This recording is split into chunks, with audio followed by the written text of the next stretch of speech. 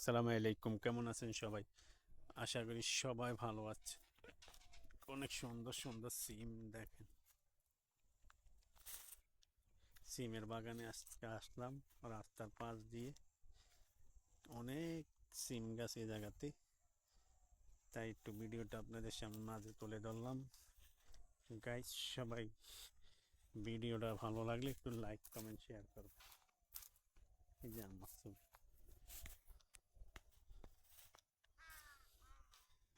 কি সুন্দর ফুল গাছ দেখেন, সিমের গাছে কি সুন্দর সুন্দর ফুল আইছে।